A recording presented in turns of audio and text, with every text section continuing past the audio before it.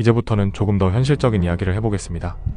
앞선 편에서는 FSD가 가져올 3가지 미래 시나리오를 살펴봤다면 오늘은 그 미래 중 실제로 어느 길을 걷게 될지를 결정하는 힘을 이야기합니다. 많은 분들은 이렇게 생각합니다. 기술이 준비되면 도입도 자연스럽게 따라오겠지? 하지만 한국 모빌리티 시장은 그렇게 단순하지 않습니다. 한국에서 자율주행의 도입 속도는 기술, 정책, 여론, 생계, 정치가 서로 얽힌 구조 속에서 결정됩니다. 특히 운송업은 매우 특수한 분야입니다.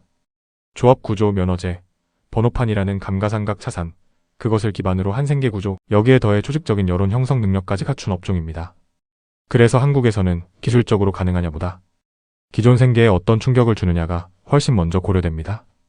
그렇기 때문에 슈퍼바이즈드 FSD에서 언슈퍼바이즈드 FSD 그리고 로보택시 사업으로 이어지는 과정은 단순히 기술 발전 순서가 아니라 한국 사회가 감당할 수 있는 속도에 따라 조정되는 정치 경제적 여정이 됩니다. 여기까지는 한국 내부 변수만 놓고 본 그림입니다. 하지만 마지막 조각이 하나 더 있습니다. 국제 환경입니다. 많은 분들이 이렇게 말합니다. 한미 FTA도 있는데 미국에서 허용된 건 한국도 따라야 하는 거 아니냐? 그래서 오늘 4편 마지막에서는 테슬라가 정말 FTA를 들고 나와 한국 정부를 압박할 수 있는지, 그리고 도로교통법, 여객운송법 같은 공공안전 법령이 어디까지 방패가 되는지, 그 결과 한국이 자율주행 기술을 소비하는 나라로 남을지 아니면 자율주행 경제를 생산하는 나라가 될 수 있을지까지 함께 정리해보겠습니다. 오늘이 마지막 편입니다. 그리고 여기서의 질문은 단 하나입니다. 미래가 올 때 한국은 변화의 관객이 될 것인가? 아니면 플레이어가 될 것인가? 오늘 마지막 4편에서는 이 3단계가 한국에서 어떤 순서로, 어떤 속도로, 어느 지점에서 느려지고 어느 지점에서 갈등이 폭발할 수 있는지 현실적인 한국형 타임라인으로 차근차근 살펴보겠습니다. 먼저 슈퍼바이즈드 FSD 단계입니다. 이 단계는 운전자가 여전히 전방을 보고 있어야 하고 언제든 개입할 준비를 해야 하는 모드죠. 쉽게 말해 운전 부담을 줄여주는 보조장치에 가깝습니다. 이 슈퍼바이즈드 FSD는 한국에서도 비교적 빠르게 허용될 가능성이 높습니다. 왜냐하면 이 기술은 사람을 완전히 치워버리는 기술이 아니라 사람을 덜 힘들게 만들고 사고를 줄여주는 안전기술로 포장하기 좋기 때문입니다.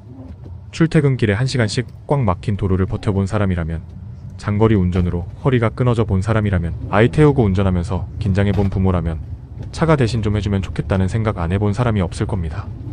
그래서 슈퍼바이즈드 FSD는 출퇴근 편의, 안전성 개선 같은 키워드로 여론의 호감을 얻고 정치적으로도 비교적 방어하기 쉬운 단계입니다.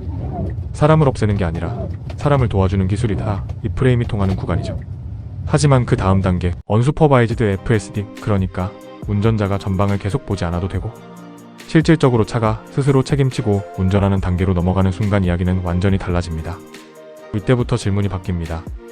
기술이 되느냐, 안 되느냐가 아니라 사고가 났을 때 책임은 누가 지는가? 운전자가 자고 있었는데 사고가 나면 그 책임은 누구에게 있는가? 차주에게 있는가? 제조사인 테슬라에게 있는가?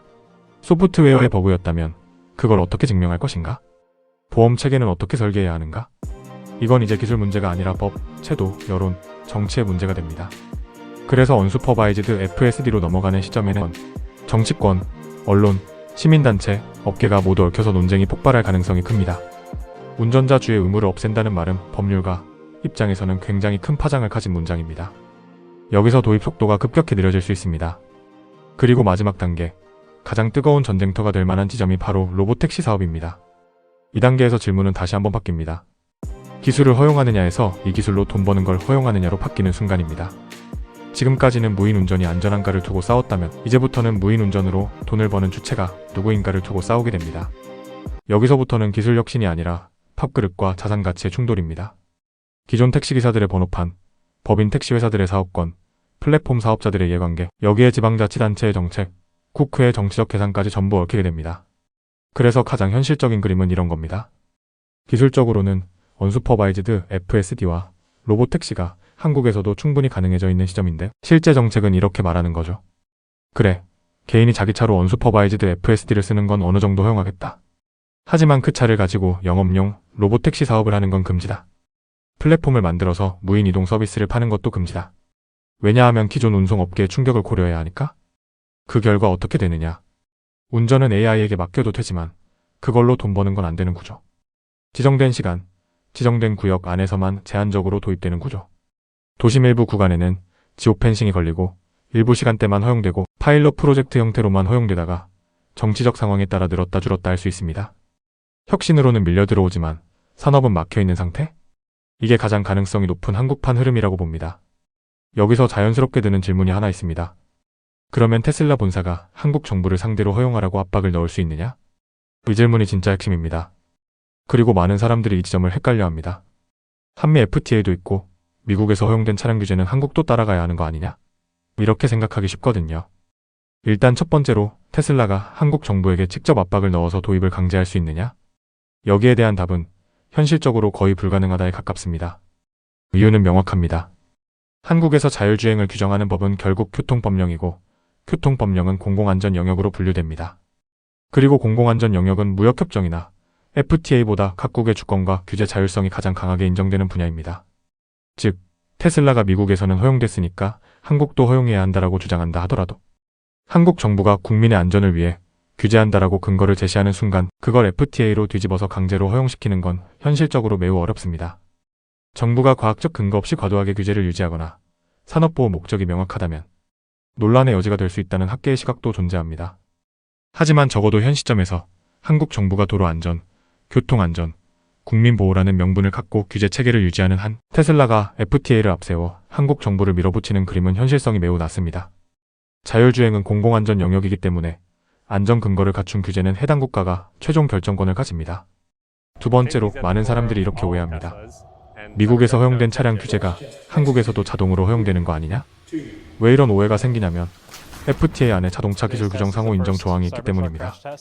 하지만 이 조항이 의미하는 건 차량의 구조, 장비, 안전인증, 즉 호몰로게이션에 해당하는 부분입니다. 예를 들면 이런 것들입니다.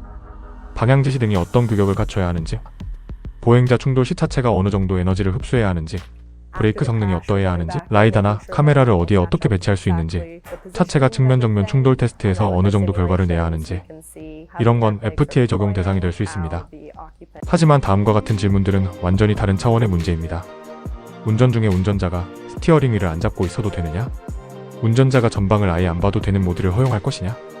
무인 상태로 운행하는 차량이 돈을 받고 승객을 태울 수 있게 할 것이냐? 이건 전부 국가별 교통법, 도로교통법, 여객운송법이 관할하는 영역이고 FTA가 간섭하지 못하는 공공정책, 공공안전의 영역입니다. 요약하자면 이렇습니다. 미국에서 허용됐다고 해서 한국에서도 자동으로 허용되는 건 절대 아닙니다.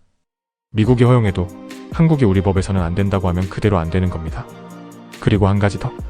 테슬라는 다른 국가의 내부 운송 정책을 정면으로 공격하는 방식을 거의 쓰지 않습니다. 각 나라는 각자의 속도로 준비되고 각자의 정치사회적 갈등을 해소한 뒤에 조금씩 받아들인다는 걸 알고 있기 때문입니다. 그래서 현실적으로는 이런 구조가 됩니다. 테슬라는 한국에 대해 강하게 정치적 압박을 넣지 않습니다. 한국은 한국 내부의 정치, 여론, 이해관계에 따라 제 속도로 움직입니다. 그리고 그 결과 한국만 뒤처질 위험이 존재하는 것입니다. 이게 제가 보는 현실적인 전망입니다. 그렇다면 이 최악의 시나리오에서는 구체적으로 어떤 일이 벌어질까요? 가장 아이러니한 장면은 이런 그림일 겁니다. 한국에는 수십만 대의 테슬라가 돌아다니고 그중 상당수는 FSD를 탑재하게 될 것이고 슈퍼바이즈드 FSD, 나아가 어느 정도 수준의 언슈퍼바이즈드 FSD까지 기술적으로는 가능해져 있을 겁니다. 그래서 일반 운전자 입장에서는 편의성 측면에서 분명히 많은 혜택을 누릴 수 있습니다. 운전 피로는 줄고 사고율도 줄고 장거리 운전이 훨씬 수월해질 수 있습니다. 그런데 정작 로보택시 산업, 자율주행을 기반으로 한 새로운 일자리, 데이터, 수익, 투자, 생태계는 전부 해외로 빠져나가게 되는 겁니다. 우리는 자율주행 기술을 소비하는 나라가 되지만 자율주행 경제를 생산하는 나라가 되지 못할 가능성이 있는 거죠. 그때 나올 수 있는 가장 아이러니한 한마디는 이겁니다. 아니, 우리 도로에는 이미 테슬라가 이렇게 많은데 왜 우리는 아무도 그걸로 돈을 못 벌지? 마지막으로 그럼 넌 한국의 미래를 어떻게 보냐?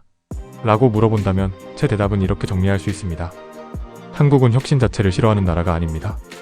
새로운 기술을 빠르게 받아들이는 능력도 있고 일반 국민들의 기술 수용성도 굉장히 높은 편입니다. 하지만 혁신이 기존의 경제적 이해관계를 직접 건드리는 순간 속도가 급격하게 느려집니다. 그래서 저는 가장 현실적인 경로로 1번 충돌형 미래를 먼저 거친 뒤 2번 반쪽짜리 편의 미래로 흘러갈 가능성이 크다고 봅니다. 그리고 세 번째, 진짜 의미 있는 플레이어의 미래는 정부가 어느 날 갑자기 밀어주는 게 아니라 국민들이 요구하고 질문하고 자기 이해관계를 스스로 재설계할 때 비로소 열릴 수 있는 길이라고 생각합니다. 마지막으로 한 문장만 더 붙이자면 이겁니다. 미래 기술의 승자는 기술을 가장 먼저 가진 나라가 아니라 그 기술 위에 올라갈 경제 모델을 가장 먼저 허용하고 설계한 나라입니다.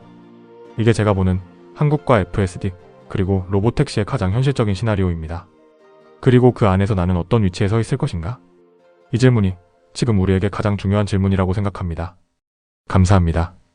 김태성 올림.